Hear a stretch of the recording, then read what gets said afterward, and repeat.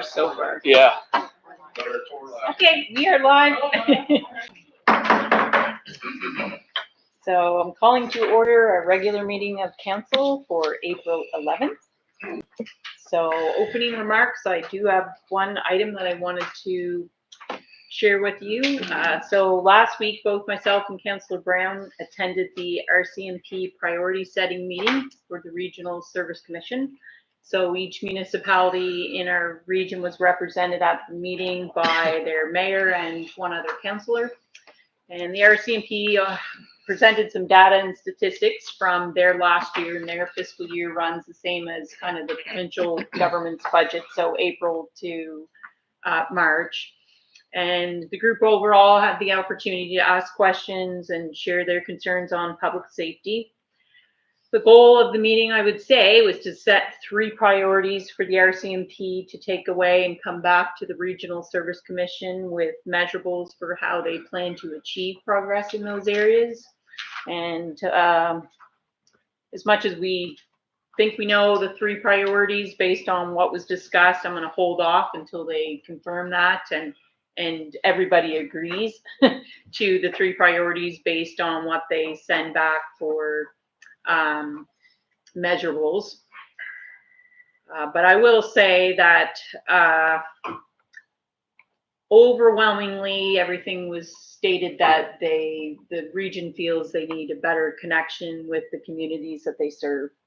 And we're, sitting at that table, and I guess Councillor Brown, he can add to this too after I speak, that we're fortunate that we do have our own town police. So some of the complaints that they share, certainly within Ward 4, we feel fortunate with some of the things that they're tackling that aren't being tackled, which we notice in all of the other wards now that are serviced by the RCMP. So I'd say the region as a whole does hope that we will see more direct engagement with the RCMP with council. That was suggested and highly advised that they start to attend council meetings, even if it's 1 time a year or twice a year, to give updates and statistics and have the opportunity for you as councillors to ask some questions. They took, that they seemed okay with that. So we'll see. They were going to come back maybe with how they might do that throughout the next half year or so. Also it was brought up about their presence at larger events, and they're pushing for that from their end as well. So that's throughout the region, and more presence in the schools. We're fortunate, I would say, with we have Constable Sean Kimball, whose main focus is community engagement, and he is a constant presence in our schools. And I feel, after listening to some of the areas and their concerns, I feel very fortunate that we have such a good connection. And the RCMP does seem to be very open to the communication piece and the community engagement. So we'll see how that goes. I will say that one thing that was brought up by the RCMP in that meeting, based on feedback they were getting and some of the things that we raised as concerns, was they mentioned their online crime reporting tool. And when we look at the challenges we have in our region, one of the biggest concerns raised was there are not enough boots on the ground. And when you have the province making that decision for them, for us, we need every crime reported. I know everybody gets tired because they feel like they're not being heard or not getting the service response that they're expecting. We still need to encourage all of our community members to report it, as small as it may seem, even if they don't even require the RCMP to necessarily come to their property. This is a way that the RCMP has developed that takes kind of the middleman out of the picture. They can use the online tool to put the report in. That ensures that the report becomes part of their system. It's logged in their system. They must review it. And then again, it increases our statistics. So when they're making decisions based on data, we want to make sure we're encouraging everyone to report, even though I've heard it time and time again that people have stopped calling because they're not getting anywhere with them anyway, and they just get fed up and they just don't bother. And while I empathize with that, it's just not helping us on this end. So the RCMP were fairly vocal on that piece to help them, that they don't really make the decision for how many people are going to be boots on the ground in our area. That decision is made at the provincial level. So the more we can do to encourage people to use that tool. Obviously, in an emergency, you do not use the tool. It's an online tool. You call 911. But there is a PDF flyer that I'm going to send to, I guess, Laura, you already have a copy of it anyway, because I circulated that with all of the councillors so they could circulate it to community members that ask. We will find a home for that on the website, as it explains the website address, what you should use it for, the benefits of it. So the flyer kind of speaks for itself, and it's just a one-page PDF. And I'll encourage everybody to use that. And as frustrating as things are, we need you to report everything.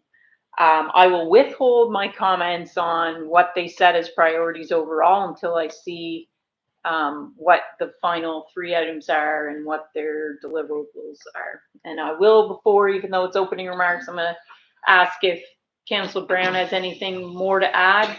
No, you covered it pretty well. Yep. Good. Other than that, we'll look for approval of the agenda, but I will note we have 3 changes or 3 additions to it. So we're going to add item 10.4, which is approval of liquor licenses for HRNB and Riva that we just went over in the committee of council and committee. And item 10.5, street closure for Riva. And also under committee of the whole, item 12.2, legal. So if I could get a motion that the agenda for the regular public council meeting dated April 11th, 2023 be approved with the changes as I just outlined. I'll make a motion. Councillor Bellier, seconded by Councillor McCartney. Everyone ready for the question? All those in favor signify by saying aye. Aye. All those against, we say nay. Motion carried. So anybody have any conflicts of interest tonight to declare? I'd probably do for 10.3. Okay. Yes. 10.3. No. No. No. No. I don't. I had to think for a minute. No. Okay. All right. So the next item on our list is approval of the minutes from our March 28th meeting. So they've been circulated around. Do we have any questions on that was circulated? Can I get a motion for the approval of the minutes of March 28th, 2023 as distributed? Get a motion by Councillor Williams, seconded by Councillor Bradbury. Ready for the question? All those in favor signify by saying aye. Aye. All those against, please say nay. Motion carried. Next item is business arising from the minutes. CAO, we didn't really have I don't have any anything, business did we? arising. Whatever, might be a couple things that we'll be talking about Yeah. throughout. Okay. Perfect. Yeah. Item number 7, CAO update. Just like, I guess, a couple things. One more of a point of interest, and over the next 3 days, I'll be University of Moncton's putting on a workshop with leadership, teamwork, and communication. I'm going to partake in that. It's the mornings, but I'll still be available if anyone needs to get a hold of me. They're the morning of. And the other thing I just kind of want to bring up tonight was interesting in regards to building permits. So you may recall that early on in the year, it seemed to be like a lot of buzz going on, a lot of phone calls, which was good. I think a lot of it had to do with the fact that the folks might have had projects that were kind of kicking tires, if you will, late in the year last year that would have been part of the RSC.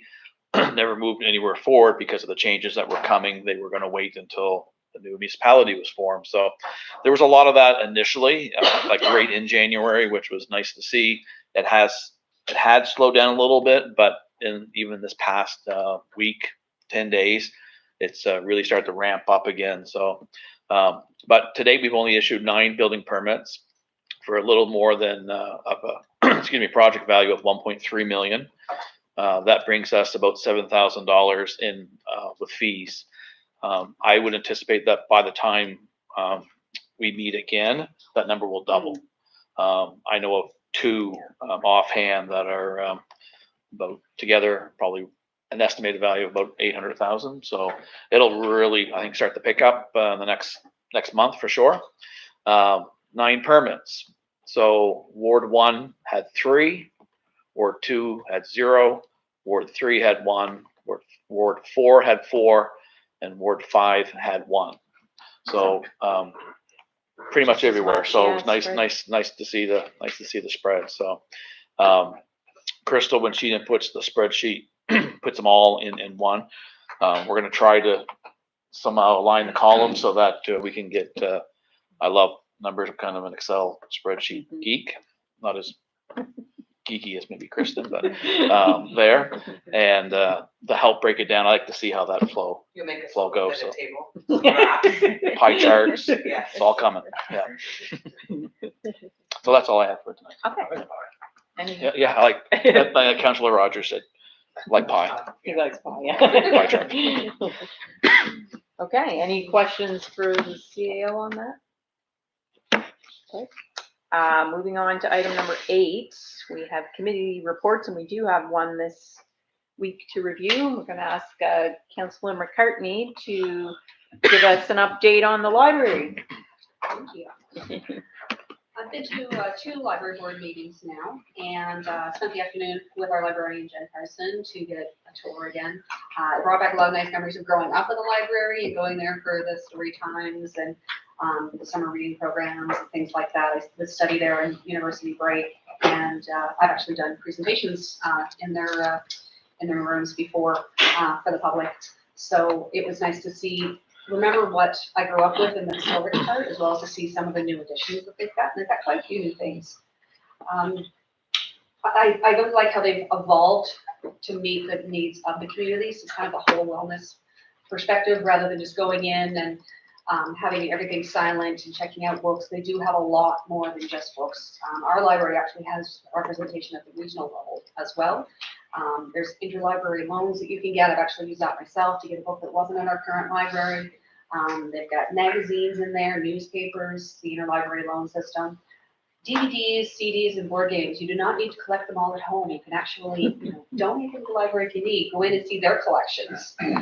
But you don't need to keep them at home and maybe watch that. So it helps to everybody declutter.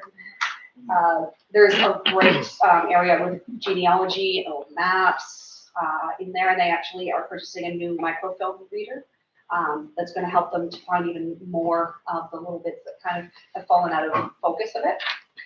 But there are community meeting rooms in there, group activities, free computers and Wi-Fi's. We even have kites. I didn't know they had kites. I think that's fantastic.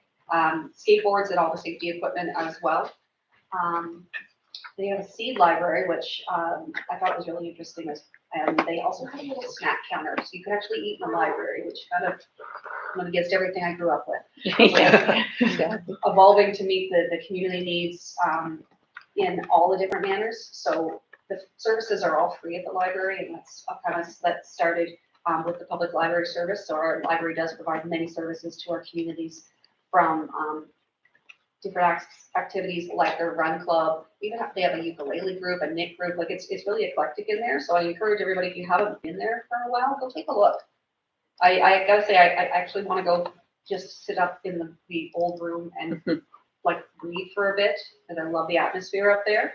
But there's a nice diversity there. So you do have the quietness of the upstairs and the heritage, and you've got kind of the more engaging community aspect and youth aspect downstairs. Awesome. Thank you very much. Does anyone have any questions for Councillor McCartney? Do you feel that in any way what's going on in the library would be competing with the Civic Center? I feel like it's serving a different dynamic. There are a couple of things, I know they both have snowshoes. And they lend those out. The library had started with that, and I think the Civic Center eventually picked that up as well, for more winter activities. The yoga, Jen, our librarian, donates her time on her lunch hour to do yoga once a week. But it is serving an unserved and underserved community. Plus, a lot of downtown does have lower income or fixed income rates, so they can walk to the library, where the Civic Center is not necessarily as accessible or as close for some of those. The composition of a lot of the classes there are people who walk, as well as seniors. So I think it's a different dynamic, but we do have 2 other yoga studios I know downtown, plus that at the Civic Center as well. So I think it's a pretty thriving activity for a community. A lot of interest. I think those were the only things that I saw that were indicated on that. Does that answer satisfy, or, yeah? Sure. Okay. I did read that they're partnering with the Rotaract Club, because they Yeah. always had their seed library, but now they're gonna actually do seed, trading and education and stuff like that for the Yeah. Rotaract Club too, with the new garden. So it's pretty cool. And they had their CD Saturday last weekend. Where they had a talk, and they were doing some homesteading information. I think Mike Cummings presented for them as well, and did some reviewing for his documentary. So they do have a lot going on, but it's a nice kind of evolving dynamic that's offering a lot more, I think, than what we're used to with the traditional library. But it is a nice public free service where the barriers aren't there to pretty much anyone. So the yoga there is free for anybody who wants to go to the yoga? Now the other places you mentioned, do they charge or are they free? No, they're all independent So as long as businesses. it's free, that's fine. I mean, These ones, the library doesn't charge for any of their Yeah, services wow. unless otherwise noted. There are, I think, 2 workshops that they had last year, but they did say you need to pre-register for a fee for the supplies. But there are no charges for their yoga services whatsoever. No charges to any of their systems or any of their offerings that they have for meetings or like to calligraphy. If you're interested in that, you can pop back in. They supply with everything for that. But other than that, because it is a public service that they wanted to have access for everyone, there are no fees. no, I meant, like we said, there was 2 other yoga studios. Yeah, those are independent businesses downtown. So, but do they charge? Yes. Yes, yeah. So. I don't think it's a direct competition. There aren't a lot of lunchtime classes. No, but what if they that come to us and say That we're it's competition. supplying rent-free stuff for someone to put the yoga on, you know what I'm saying? Then that's competing with a business. Yeah, I think where I might add, just because, and we've had, and I know I've already mentioned this to you, Councilor McCartney, but I'll say it to everyone, and the intention was tonight as well, that essentially we looked up the act to find out, because again, that's the whole point of having a library report, and it's that I've never had before, is and understanding how the municipality is involved in all of this.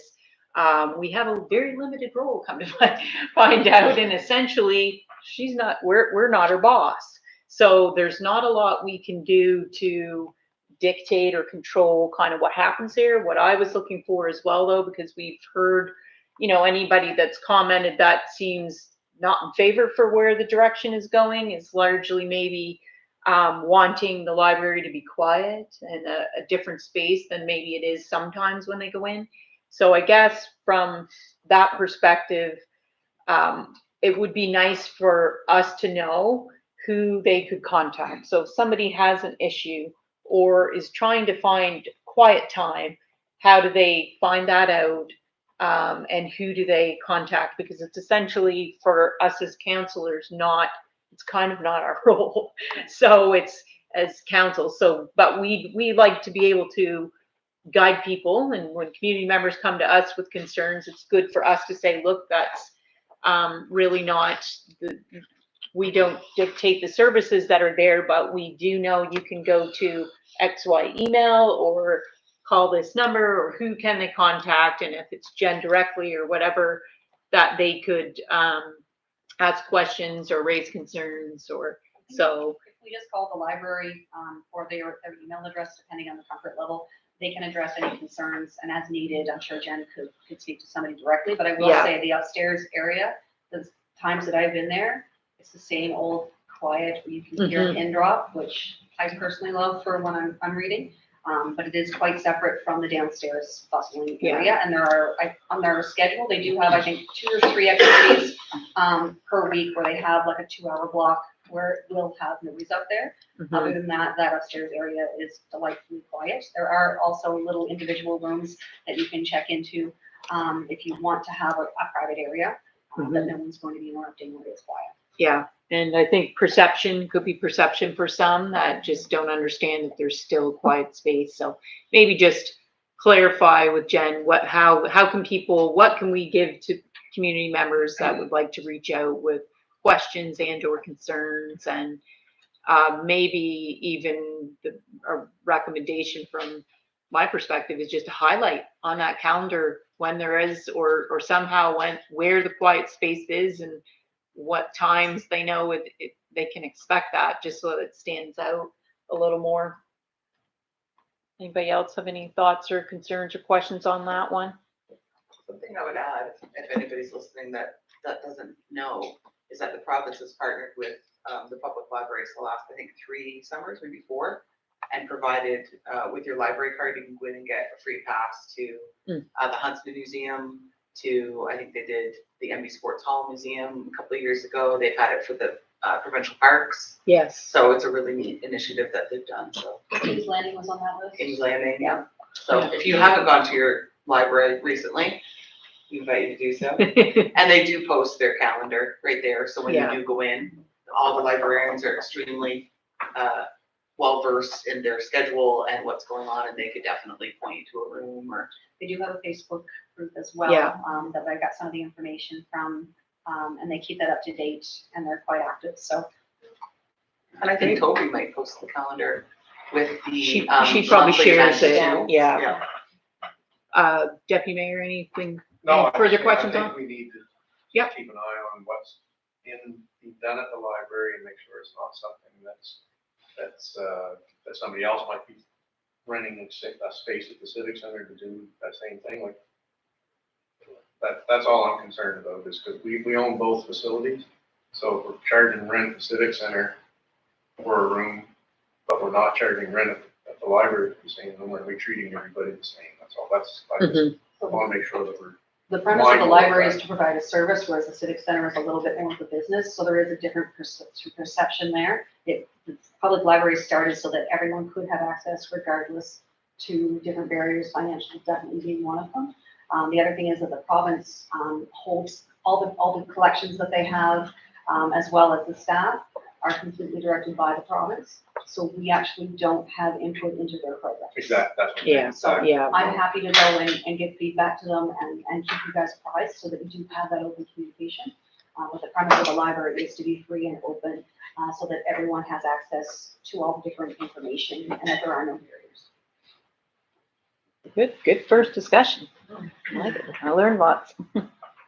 Oh, and we are trying to get the library on the tour schedule, but we were having trouble. The library is strict hours of operation, and so we have to work within those. So it's trying to find a date that is going to work in amongst everything. Okay. Anything else, Councilor McCartney, on that? Thank you very much. Do we want to make a recommendation to accept that report? I think. Sure. I'll move we accept the report. Okay, there we go. Don't even have to ask the question. It's everybody. Guys just move forward without me. Do you need me here or what? Everybody ready for the question? All those in favor signify by saying aye. Aye. Contrary minded, say nay. Motion carried to accept the library report submitted by Councilor McCartney as presented. Thought I better get that on the record, just so. Okay, we have no correspondence this week, correct? Moving along. New business. Oh, 3 hours. here we go. We do have a bigger one. So we do tonight, finally, after a lot of time kind of spent on talking about the topic of the water and sewer billing. the Water and Sewer Special Committee does have a recommendation for council tonight. The document was circulated to council, so they have reviewed it, but I am going to ask Councillor Williams, who sat on the committee, the special committee, to give a quick summary and read the recommendation for the committee. So I was part of the water billing review committee, as Mayor Jones has said, and we did meet multiple times. We discussed a few different options, single flat rate, tiered flat rate, metered billing with smart meters, or continuing with the metered billing that we have today. So obviously what we're talking about is how are we going to bill for water in Ward 4 moving forward. So based on our discussions, we did meet a few different times. We did a lot of research. We compared similar sized municipalities, and this is our recommendation. So after careful review of the cost of administering water services, current and future infrastructure cost needs, and the necessity to move forward quickly as billing time is coming up, we are recommending that the town proceeds with option 1B, which was the tiered flat rate billing option, for an immediate and interim solution of 3 years. During this 3-year period, the town will study the effects of the solution on overall water consumption, explore solutions, costs, and funding for smart metering. The town will need to determine in 2 to 3 years whether smart metering is desired and or deemed necessary due to substantial increases in water consumption and possible discrepancies with actual billing if we don't think the tiered is doing it. If it is determined smart metering is desired, a plan will be put in place to transition from flat rate billing to smart metering. If after 2 to 3 years' time, the town determines that the impacts to water conservation were minimal and it is not desired to move to a smart metering program, the town will transition from a tiered levy billing to a single flat rate. The committee accepts the rates as outlined herein for the 4 tiered flat rates for residential houses, apartments, and low consumption commercial buildings. Note, it is understood that during the bylaw drafting phase, additional small adjustments in rates may be suggested by staff. The committee understands that though the numbers are still an average, that the 4-tiered system allows the most equitable distribution of costs overall. The committee is requiring that rates should be reviewed annually moving forward to ensure they reflect true costs and that they should be adjusted as necessary. The committee is suggesting that staff provide some better analysis of overall increases that commercial buildings can expect during the bylaw drafting phase to ensure the new metered rates are reasonable and comparable to other communities. Consideration should be given as to whether the commercial buildings should switch to smart metering overall. Meters in commercial buildings should be reviewed for age of the meter in place upon first meter reading, and any meter that is over 20 years of age should be replaced. Okay, thank you for that. So that's the official recommendation. Obviously, hopefully all of you had time to go down through this well in advance of tonight. And for the general public, this document will now be out for everyone to evaluate. I think it's important to note that there was a lot of thought put in this. We worked closely with the committee worked closely with the staff to come up with numbers, and at varying times we all had a little bit of a different opinion, I would say, on maybe the best way forward, but again, we have to come up with one general consensus, and this was the consensus that we came up with. I would say that overall, if we're not aware as a community, especially those in Ward 4, that we need money for water infrastructure, I'm not sure what news you're listening to or if you're not listening at all, because it's pretty evident that the water infrastructure has been, I would say, underfunded over the last decades. And when you leave the water rates the same for an extremely long amount of time, there is not enough money. There is nothing in life today that is the same cost right now that it was 20 years ago. So when I look, we empathize with those that will maybe struggle more than others to handle the increase. I think I'll go over quickly what those rates are so that anybody listening can understand what we're suggesting. So for the 4 tiers, because originally when this was discussed, we were talking about a single flat rate of $6.25. And at the end of the day, we went with a 4-tier system to try and spread the increases out over the consumers a little better. So the first tier would be consumers who would have paid $4.50 and below on average previously. That group will be paying $5.50 per year. That is water and sewer combined. So please note that. And at $5.50 per year, that's $45 per month and $1.50 per day. Please, everybody absorb that. It's $1.50 per day for you to cook, clean, bathe, drink, quality water. So we, as much as increases are sometimes hard to swallow, water is the single most important resource we have on the planet. So at this point, again, we're trying to get us into a better position over time. The tiered approach is to soften the increases for everybody overall. Tier 2 would be anybody between $451 to $600 paying $725 per year. Tier 3 is $601 to $650 previously, paying now $825 per year. And the top group, who would have paid over $751 before and upwards, will be paying $925 per year. If we look at some of the other things that we're trying to recommend in this report, we are suggesting and recommending or agreeing with the recommendation that low income and seniors on a fixed low income will be offered a 15% discount. There will be a way to apply for that. And once eligibility has been approved, that will be in the form of a rebate.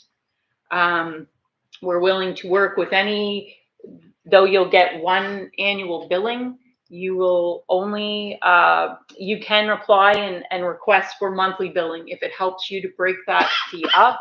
If you want to be billed at whatever frequency, you can suggest or recommend the billing frequency that works for you. That is with no additional costs on the admin side. I will maybe have Kristen, if you don't mind, I hate to put you on the spot, but would you be able to speak to how we're going to handle the first billing? Because there is a little bit of relief out there as well. I don't know if are you comfortable sharing that tonight? Yeah, so historically we billed obviously for actual use, so in the past, so we were always billing the prior 6 months of actual use. So the last bills, they were too later sent out than usual because of us kind of having these conversations, and at the end of the day, we weren't kind of ready to make a decision, so we just had averaged the bills and sent them out. But again, they were based on March 1st to September 1st usage. So from September 1st until the end of the year, we were going to kind of, forgive that usage, not worry about it, not send any bills out, so that we can go to a calendar year. So these levy tiers will be now on a calendar year, January to December, kind of. So for this first year, we'll almost look at it on like a property tax, and it is for the calendar year, but you're going to receive the bill springtime. And then we'll get us back on track, and then come next January, we'll be sending the bills out for the calendar year. But then you still get that 4 months of past usage that we're not going to worry about actuals or billing. So because we didn't want to get into the doubling up that we're going to send you a bill from 6 months and then be like, oh, but here's another bill for a year. So we wanted to try to make that work, and it will still give us a full year of water and sewer revenue in our budget year. So it's just kind of a timing and a shifting of how our billing cycle is going to work, and then we can move on from there. But we are still looking at doing, or at least right now for businesses, keeping it either at least semi-yearly billing right now, and probably similar to the March and September, because that's working. But it might be something again as we work the bylaw, and in the future might change. But I think we'll leave that for the time being. So in looking at, this is speaking for residential customers. Commercial apartments are different. Apartments, the suggestion was a single flat rate of $350 per year.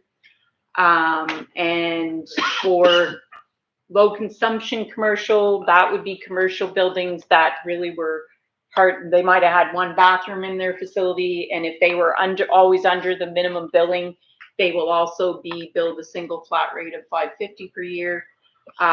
There are suggestions for new metered rates for the commercial. We're going to leave that for the bylaw piece because the suggestions in here are fine. We just want a little bit more time in comparison to double check with other communities that the rate increase at the commercial side we'll see won't be crazy drastic. So, but the suggestions right now for the commercial rates are the same as what could have been potentially for metered rates for residential, which was an increase from $4.91 per 1,000 imperial gallons to $6.85. So no matter which option we picked, we were raising the costs. We just cannot move forward without collecting additional costs. So I would encourage everyone that's struggling with this to first read this report, reach out to us if you have questions. But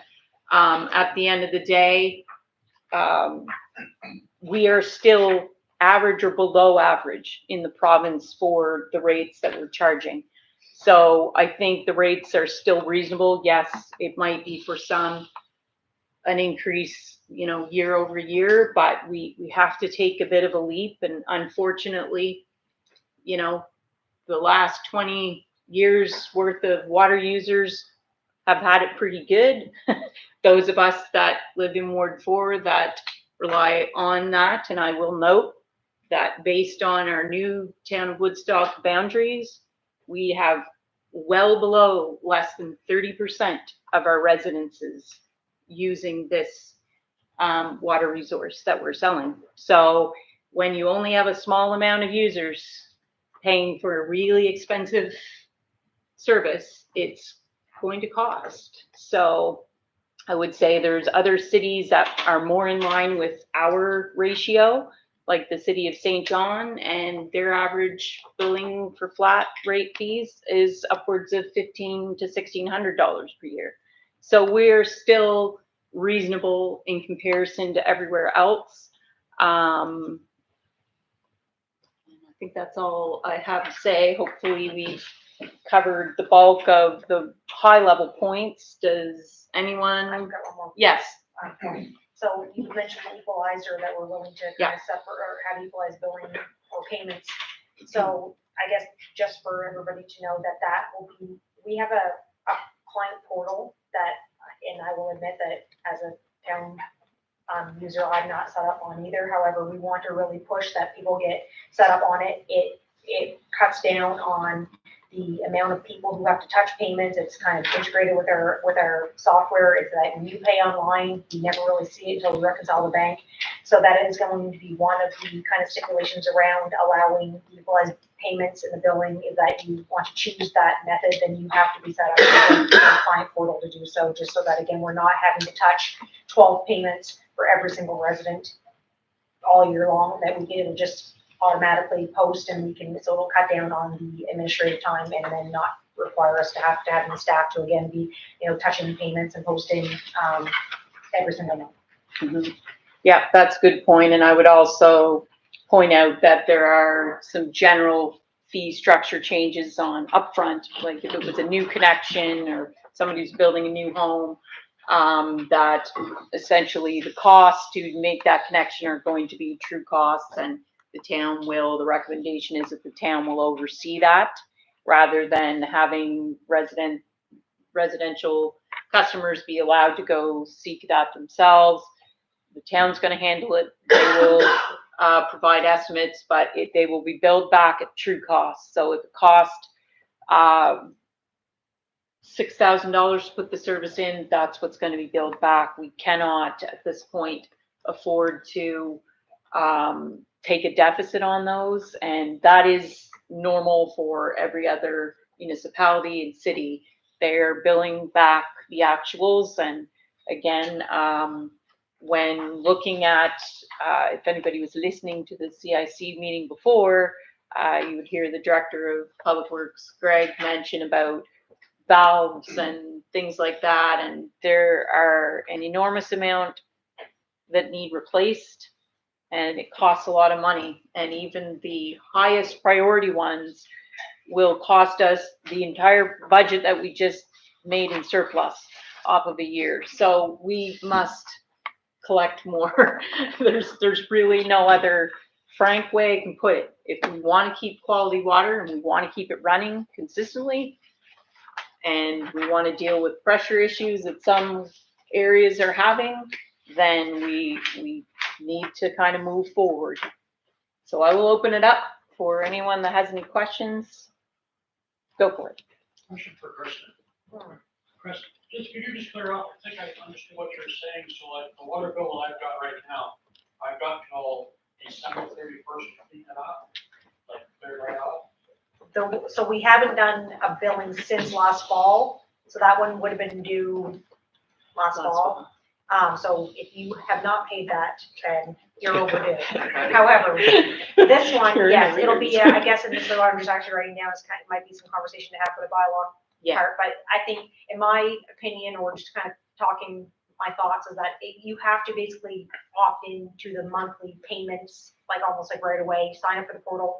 We will have, like, that's the conversation we've been having, is having some webinar kind of things and how to step by step on how to sign up for the portal, use it, you know, everything like that. And then we can have the payments set up for their monthly. But I think that it's got to be almost like from the get-go, is that you sign up for the equalized payments or you don't. And at that point, then I assume we'll have a normal kind of due date. And but I guess that is a valid question, that how if there's not going to be any interest to have the equalized, then how's that kind of works. And there might be some more conversation on that for the bylaw that it goes out.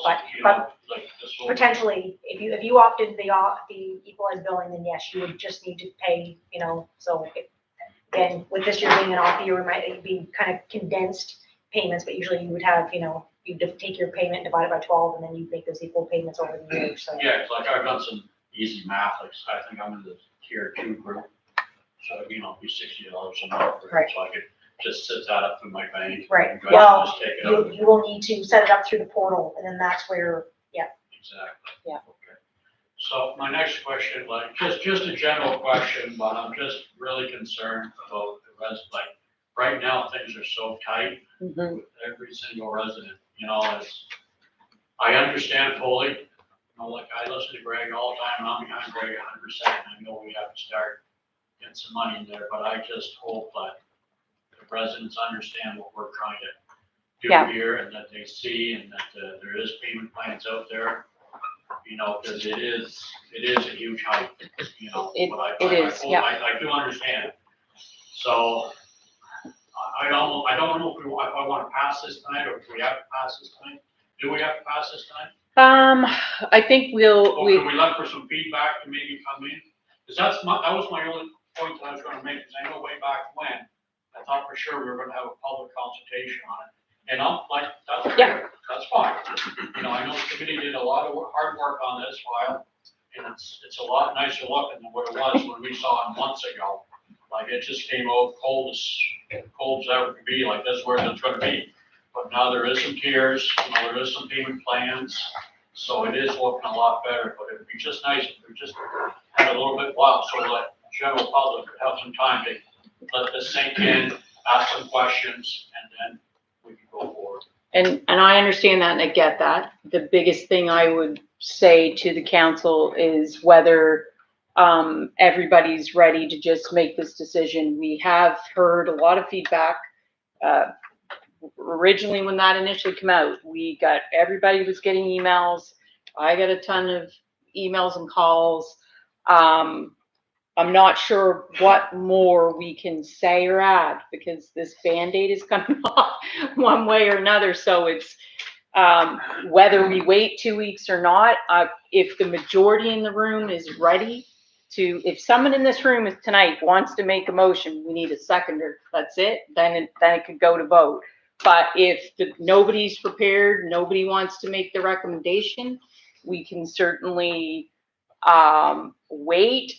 What type of feedback could potentially sway the committee? I don't know. At this point in time, we've pushed the timeline on this really tight. This still has to go through a full bylaw process. There's still time through that process. I feel strongly that that's still a month probably before that we make it through that. And during the drafting phase, there's opportunity.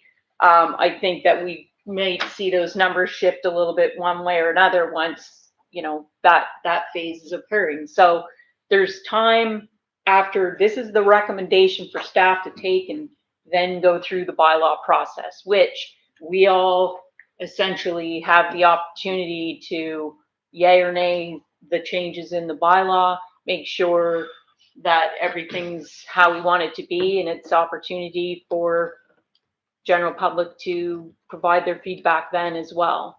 So that's my thought on it. Again, the committee's job is essentially done from my standpoint. The next changes, if there's any changes that would need to be made, would have to be through the bylaw process. So I don't know if that helps at all clarify. This is giving permission to proceed to the next phase, which is bylaw. And go ahead, Councillor Williams. All I wanted to add was that, in my opinion at least, what we're really voting on tonight, if we do vote, is just that we accept the recommendation of 1B, which is the tiered flat rate. And I will say, I was very pro this because I didn't want to just do a flat rate across the board, because the people that were paying $300 last year might pay $750 this year. So we tried to find a balance between, which is why we did 4 tiers. In a perfect world, we would go smart metering, but that's a huge investment for the town, which we don't have the money to do right now. And the only other option was the regular metering that we already do, and that's a huge admin cost, which was essentially going to be a whole nother person, which is now a wage. So this was really the best of all the options. That was going to be the least impactful to our constituents, but also still bring in the money that we know we need to bring in. So in my opinion, that's really what the conversation is do you agree that we go with this tiered system? Because like Mayor Jones says, the actual money amount will be decided during the bylaw 100%. We've just made our recommendation. But as long as everyone agrees that this is the best option, doing the 4 tiers, the flat rate, or essentially a trial period, the two. I agree, the rates have to go up, and I think this is the best option. You've got the low flow users in tier 1. They're gonna go up some, they have to go up some. But you've got 4 tiers. I think it's as fair as can be, and I would certainly accept this report and move that we move this on to the next stage. I'll second. Okay. So I was just gonna say, in a note, tier 1 and tier 2 were like 90% of the population, Yes. 98% of the population. Yes.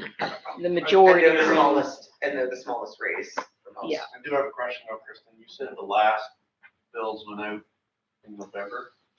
Yes, I believe so. October, no, they were late. They should have gone out in September, but they were late because of these conversations. And so if we have this bylaw goes through, there'll be bills sent out.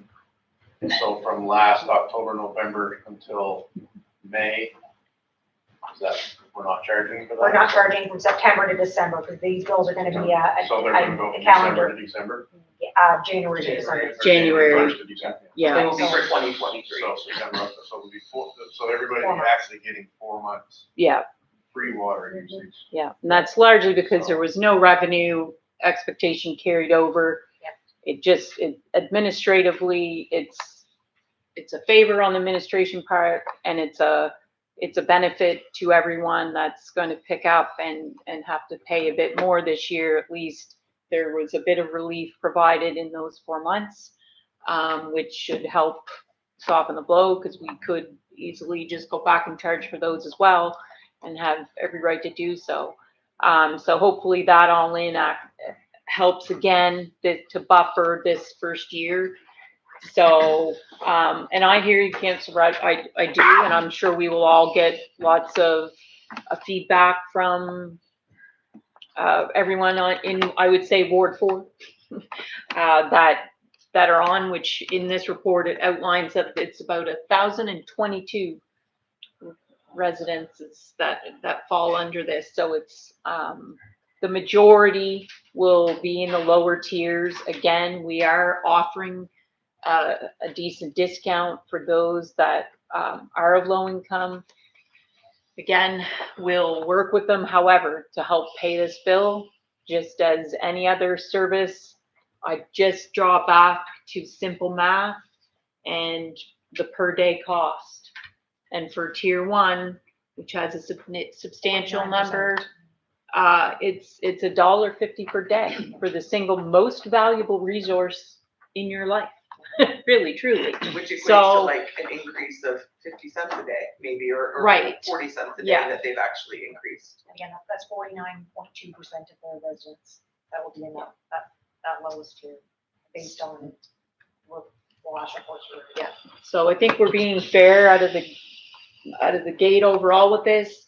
I think the understanding moving forward is that, part of this recommendation, and when everybody reads it and we talk about it further with the bylaw process, is that, essentially we should be looking at the rates every year and analyzing and making sure that we're doing smaller incremental increases year over year versus trying to wait and then trying to take such big jumps. It's never the way to go if you can avoid it. So I did hear a motion to accept the recommendation as written by the committee from Councillor Brown. And that was seconded by Deputy Mayor Rogers.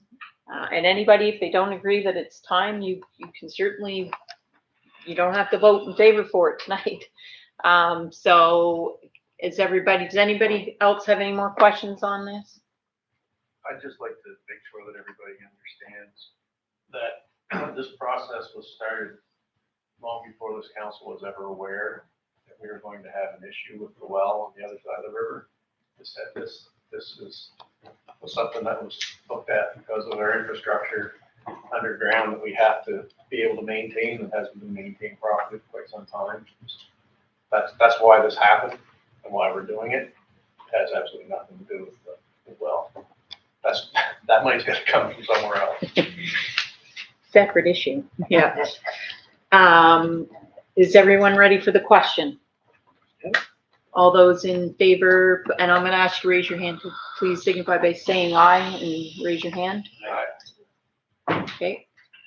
Against? Nay? It's all good.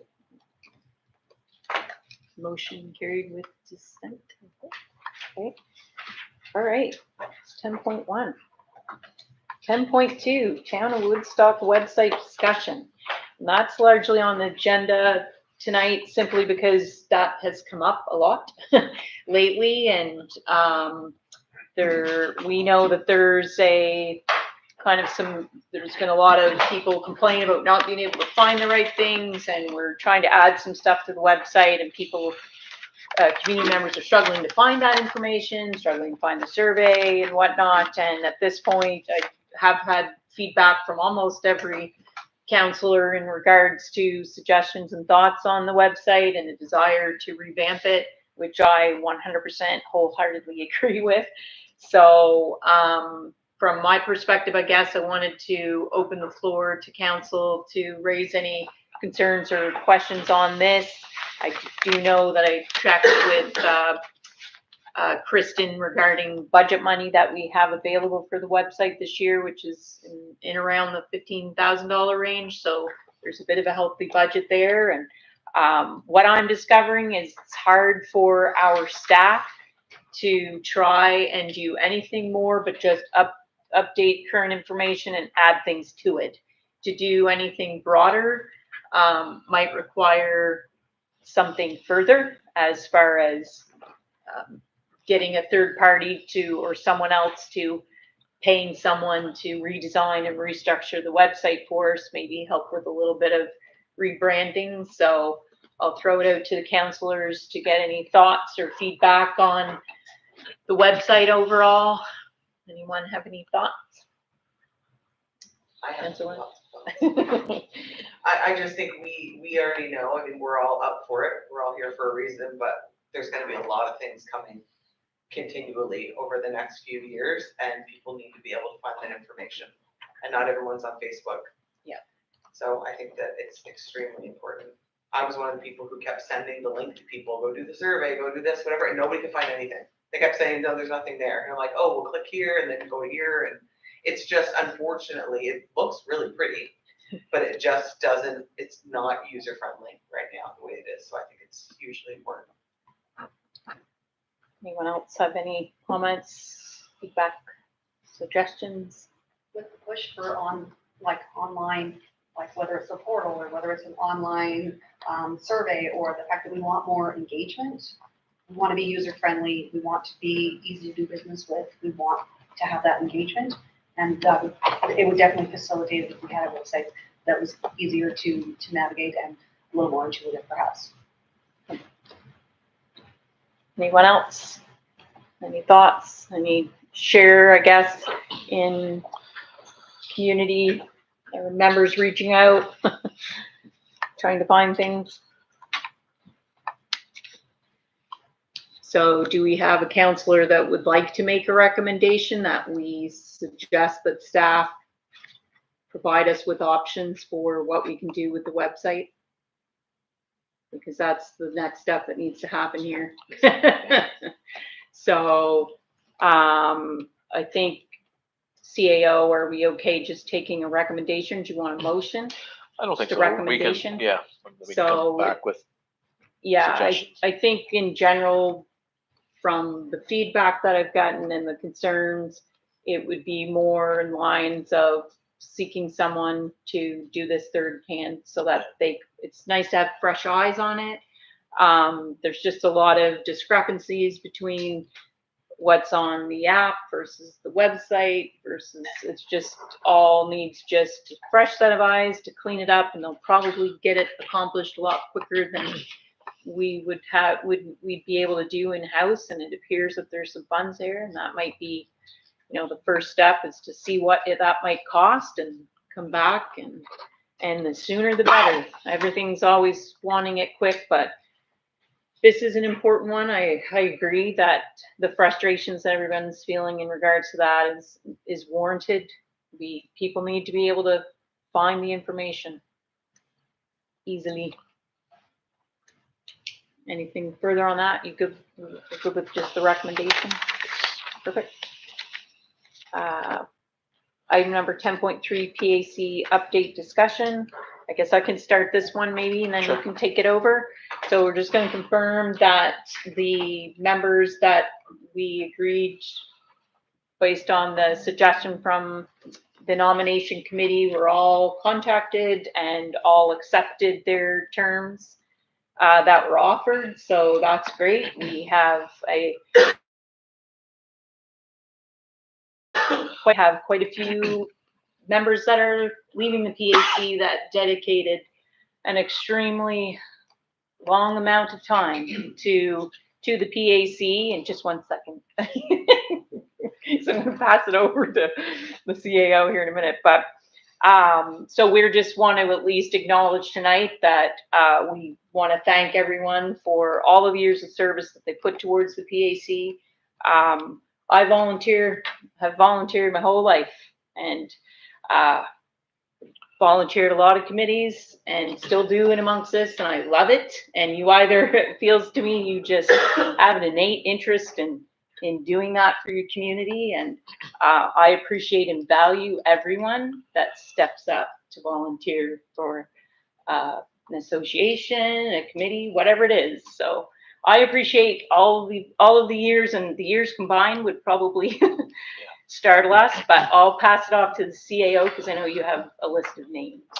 Yeah, I mean, everyone was great with the past PAC committee, but there were 5 members that were part of the last PAC. Some had applied during this last application, and some actually had stepped back previous to the application period. But Suzanne Morgan was a member of PAC for about 5 or 6 years that I can recall. I don't know the exact years with this, That's something that's definitely going to change, of course, moving forward.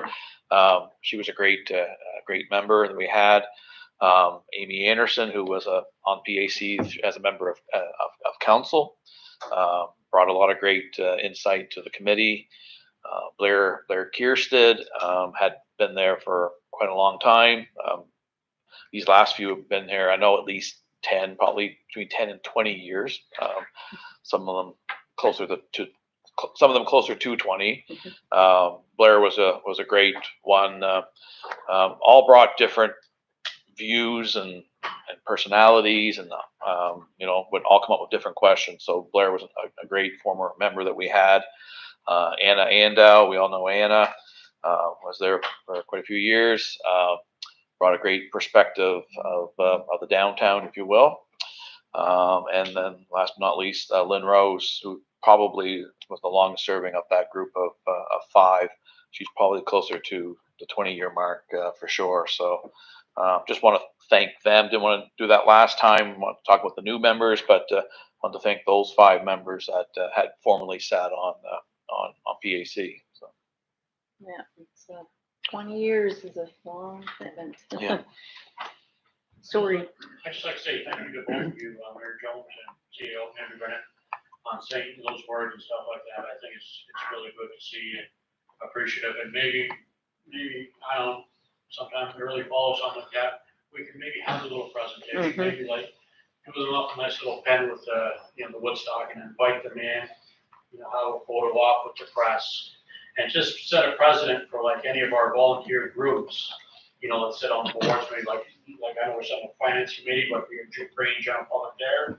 It's just the little things there, like you folks said some nice words there tonight, and that goes a long ways, So I think maybe if we could look at that, maybe we can ask staff and, get that working and stuff like that, maybe sometime in September, just work before a council meeting, 15 minutes before, have a little session. CIO and I were talking about just that very thing this afternoon, and how we would kind of handle closure of things, how things might have been done in the past, and how we might want to do things moving forward. So I like that recommendation. We got all kinds of recommendations tonight, so but I like that one to look at. Furthers our conversation as to not just PAC, but how we can acknowledge those that have served on committees or boards for the town of Woodstock. So appreciate that. Volunteer appreciation. Yes. Yeah. Even Yeah. current members. We tried that actually not that long ago, but I believe it was probably more so the time that we tried to do it, that perhaps like a little bit in the fall or in this early spring or in the spring before it gets summer months, but it Could honor the people retiring out in front of all of the current volunteers too. yes, yeah. I think that Jeff saying Sophie's is gonna help do the food or something, right? I can't make any public comment. Barbecue. No firefighters will get hoses. We have a council who makes good brisket apparently, but we haven't yet to see it. Really? Yes. I will make cupcakes. Yeah, okay, I can do that. Yeah, but good recommendation overall, and that's kind of where our heads were at anyway, trying to figure out how do we acknowledge those that come out and volunteer their time and skills or whatever they're bringing to the table. On that. Yes. Just one final, because as part of the nominating committee, I'd just like to reiterate, I think we talked about it last week, that those that weren't successful this particular year with their application, we had an extremely talented group and really good applications, and I encourage any of those that were not accepted this year to reapply next year, because we do have some, hopefully some of them are only 1-year terms, and we'd really like to see them reapply because there's good applications. Yeah, great. I'd like to thank them for putting in their application. Mm-hmm. Yes, I mean, we weren't sure what to expect, if we were gonna get 1 or 10, and it's that's a good problem to have when you have an overabundance of qualified applicants. So I think moving forward too, I'll just go out on a limb and say that will you have even more applicants? mhm. It's really changed our community for people being interested in being part of it. I've been here a few years, and I know when I first started, a lot of this stuff like the open house, trying to become a member of PAC, you didn't have a lot of people step up, and that's not the case anymore. There's a lot of interest in being part of the community and helping the community grow. So it's nice to see. No pressure, Ward 3, since no one did step up. Next time, maybe. They will. Yeah. Yeah. No, that's all good. So I think that's it for anybody else have any thoughts or questions on that one? Seeing none, I guess we are setting the date of our next. No, There's two additions. Right. I always. No, that's why we have Laura. Keep me on my toes here. Yes. Approval of the liquor Yeah, licenses. do we have, yeah. Do you want to read them? Sure. Just where you, these were new additions, so Sure. we're gonna have Laura for clarity read this recommendation. So applications were submitted to mayor and council from HRNB and REVA for liquor licenses for events to be held this summer on town properties. You want a motion to approve those license? Do we license have- applications? Yep. Okay, Councilor Williams, Councilor McCartney. Sorry, Jack, I know you're there. Okay. Is everybody ready for the question? No further questions on those. All those in favor, please signify by saying aye. Aye. Contrary minded, nay. Motion carried. Second new item was 10.5, a street closure request from REVA for the 2023 Dooryard Arts Festival. An application has been submitted for a street closure of King Street on July 22nd between the hours of 8 a.m. to 12 p.m. for the Dooryard Arts Festival. So, we have, Councilor Bradbury, second. Yeah. Okay, and do everybody ready for the question? All those in favor signify by saying aye. Aye. Contrary minded, say nay. Motion carried. Next time, remind me to write it actually in. Next meeting, yeah, which the date is set, and it will be Tuesday, April 25th. And could I get a motion to move into committee of the whole? Sure. Deputy Mayor. Seconder. All those in favor signify by saying aye. Aye. Contrary minded, nay. Motion carried.